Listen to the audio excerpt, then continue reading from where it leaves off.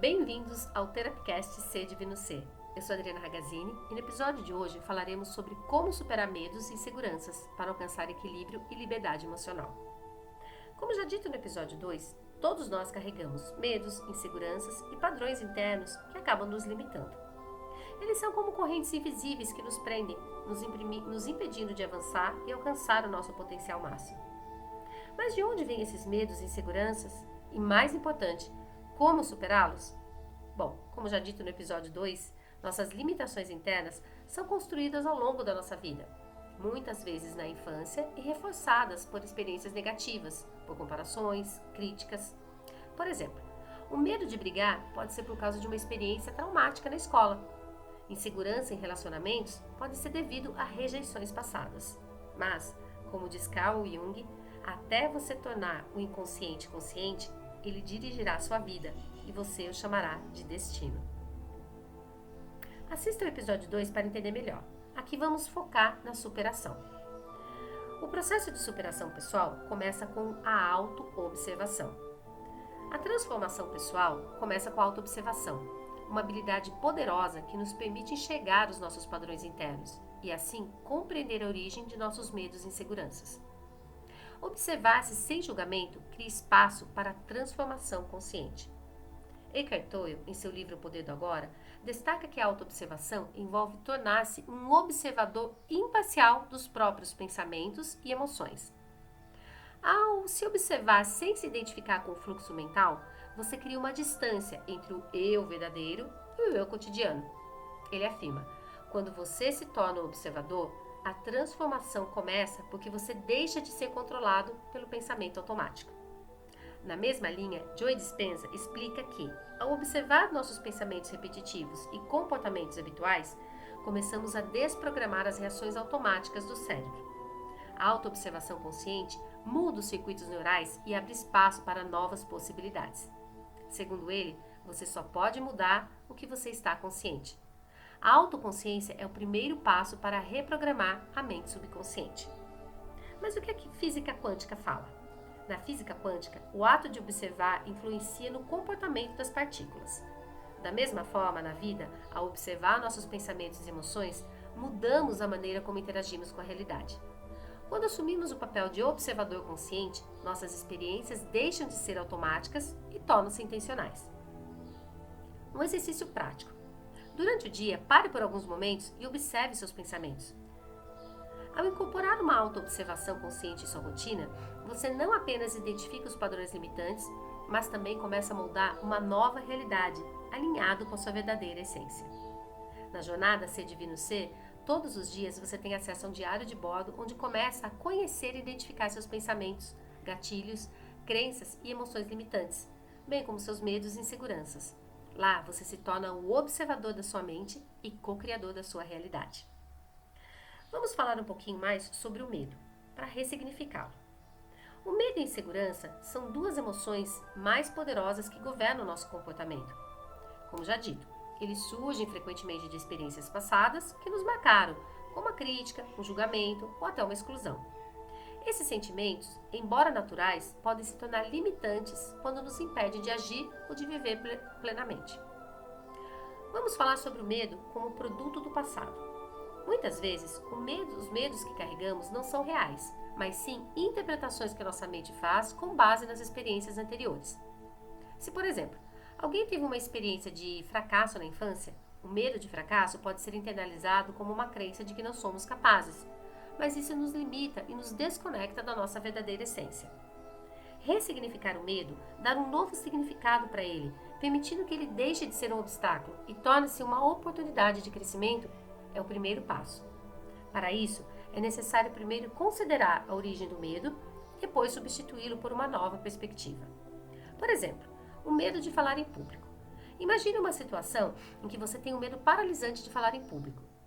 Originado de uma experiência lá na infância, quando você talvez tenha sido ridicularizado na escola por tentar se expressar na frente da aula. Esse evento criou uma crença de que você não é bom o suficiente para ser ouvido e, portanto, evita falar em público sempre que possível. Com o tempo, você começa a se perceber de maneira diferente. E com uma visualização criativa, uma hipnose terapêutica, você é capaz de revisitar esse momento na infância, agora com uma nova perspectiva. E ao invés de ver aquele evento como uma vergonha, você percebe que a ocorrência negativa dos colegas não reflete seu valor, mas sim uma percepção limitada deles na época. Você também começa a entender que todos têm inseguranças e que a vulnerabilidade ao falar em público é uma oportunidade de crescimento. Você passa para a ação. A partir dessa nova percepção, você começa a treinar para falar em público de maneira gradual. Talvez comece com pequenas apresentações e aos poucos vá enfrentando plateias maiores. O medo diminui conforme você valida sua própria voz e percebe que as reações externas não definem quem você é. Agora vamos dar um outro exemplo. Vamos supor que você tenha um medo constante de ser rejeitado em um relacionamento amoroso. Esse medo vem de experiências passadas, onde talvez você tenha sido abandonado, não tenha sido aceito por quem amava. Ou talvez até o medo de traição torne você inseguro, ou por outro lado, muito dependente emocional de uma outra pessoa, temendo que o relacionamento termine. Ao trabalhar com a autoobservação e com essa ressignificação, você percebe que o medo está relacionado à crença interna de que não é digno de amor. Esse medo pode ser revisitado quando você começa a entender que o amor verdadeiro começa em si mesmo. A autocompaixão entra aqui como uma ferramenta vital, pois, ao olhar para dentro com amor e cuidado, você começa a entender que é digno de ser amado, sem depender da aprovação do outro.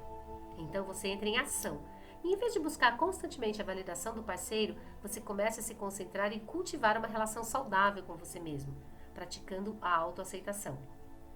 Esse processo começa a liberar a ansiedade e a insegurança, tornando mais seguro em sua própria identidade e permitindo-lhe entregar ao relacionamento sem o peso da insegurança constante. Mais um exemplo. Vamos falar do medo de falhar em um novo emprego. Vamos supor que você recebeu uma promoção, está iniciando um novo projeto e sente medo de não ser bom o suficiente, de não estar preparado ou de falhar. Esse medo pode ter raízes em experiências passadas de fracasso, seja na escola, no trabalho ou até em situações pessoais, e traz uma sensação de inadequação. Ao perceber que o medo de falhar está relacionado com um padrão de autocrítica excessiva, você começa a trabalhar essa questão de forma prática. Com a ressignificação, você permite entender que o erro não é uma falha, mas uma oportunidade de aprendizado e crescimento. Como dito no podcast anterior, referindo-se a Carol Dweck, você começa a adotar uma mentalidade de crescimento, no qual o fracasso não é um reflexo da sua identidade, mas uma parte natural do seu processo de evolução. Então você entra em ação. Comece a se preparar de maneira prática e estratégica para novos desafios, usando o medo como um combustível para buscar melhorias e se dedicar ainda mais. O medo de falhar começa a diminuir conforme você comemora suas pequenas vitórias, ao invés de focar nos erros. A chave é entender que, mesmo diante dos desafios, você está sempre em um processo de aprendizado. Agora vamos falar de um medo muito comum, o medo de ser julgado pelos outros, que tem a ver com a autocrítica excessiva. Você sente um medo constante de ser julgado pelos outros, seja na forma como se veste, como fala, enfim. Esse medo surge de uma constante autocrítica, onde você acredita que os outros estão sempre avaliando suas ações e muitas vezes você acaba paralisado pela ideia de não ser aceito. Ao adotar a compaixão e praticar um diálogo interno positivo, você começa a perceber que as críticas que você imaginava que os outros faziam sobre você, muitas vezes, são apenas projeções de suas próprias inseguranças. Vou citar para você a compreensão de Brené Brown, que fala sobre a coragem de ser imperfeito. Ela ajuda a perceber que a verdadeira força está em aceitar as nossas imperfeições. Quando você se torna confortável com suas próprias falhas, os julgamentos externos perdem o poder sobre você. Então você entra em ação. Você começa a agir de forma mais autêntica, sabendo que a opinião dos outros não determina o seu valor. Você passa a se manifestar livremente, com menos medo da crítica. E essa liberdade interna aumenta sua confiança, permitindo-lhe ser mais verdadeiro com você mesmo e com os outros. Medo do sucesso e expectativas. Uma pessoa que pode ter medo de alcançar o sucesso tem uma crença limitante de que, se alcançar um alto nível de sucesso, ficará sobrecarregada e incapaz de lidar com a pressão. Esse medo muitas vezes vem de experiências passadas em que uma pessoa sentiu que alcançar algo significativo exigia mais responsabilidade e mais pressão. Ao usar, por exemplo, a hipnose para acessar as limitações subjacentes, a pessoa percebe que o sucesso não precisa ser uma carga. ela pode ser equilibrada e até prazerosa. Uma mudança de perspectiva permite que você veja o sucesso como uma oportunidade de crescimento pessoal e como uma forma de impactar positivamente a vida dos outros. Então você entra em ação e você começa a abraçar o sucesso de forma saudável, sabendo que com a preparação certa e mentalidade adequada, o sucesso não significa sobrecarga, mas sim um reflexo de sua capacidade de lidar com desafios de maneira mais eficaz. Esses exemplos práticos mostram como a ressignificação de medos e inseguranças podem ajudar a libertar uma pessoa limitada, impulsiva, para uma vida mais autêntica, equilibrada e livre. O processo de autoobservação, uma ressignificação, desempenha um papel crucial nesse caminho, permitindo que cada pessoa reescreva sua história, que está contando a si mesma, e se liberte dos padrões que a limitam. Segundo Joe Dispenza, quando enfrentamos nossos medos de frente, estamos criando novas conexões neurais.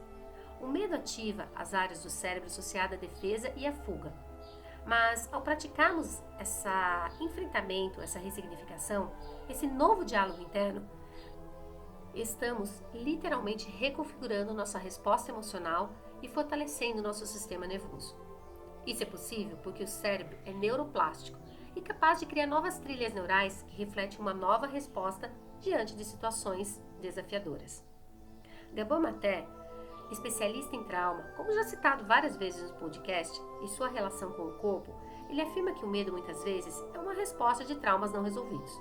O medo de ser rejeitado ou de não ser bom o suficiente pode ser a manifestação de traumas antigos que não foram curados. A cura desses traumas começa com o processo de autoconhecimento e permite que você se reconecte com sua essência divina. Libertar-se do medo e da insegurança é um processo contínuo de autoconhecimento e transformação. E ressignificar os nossos medos através do nosso diálogo interno pode ser desafiador, mas uma oportunidade de crescimento e evolução. Você não é o seu medo. Nós não somos os nossos medos. Somos seres divinos com um enorme potencial para a mudança. A chave está em libertarmos do passado e escolher uma nova forma de ver o mundo e nossas experiências. Feche os olhos por um momento e pergunte a si mesmo: quais medos ou inseguranças ainda me prendem? Como seria a minha vida sem limitações, sem esses medos? Quem sou eu sem o medo? E se você deseja aprofundar essa jornada de transformação, convido você a fazer parte da comunidade Ser Divino Ser. Lá você encontrará práticas diárias, exercícios de auto-hipnose e meditações guiadas e ferramentas terapêuticas guiadas por Serafina, uma guia que vai ajudá-la a superar suas limitações e alcançar a liberdade emocional que você merece. E se você deseja passar por esse processo transformador comigo, utilizando minha metodologia em hipnose como ferramenta, entre em contato. Vamos juntos liberar o potencial infinito que há em você. E no próximo episódio falaremos sobre liberdade emocional, como liberar ressentimentos e viver com leveza e sem prejuízos. A sua transformação começa agora. Você está pronto?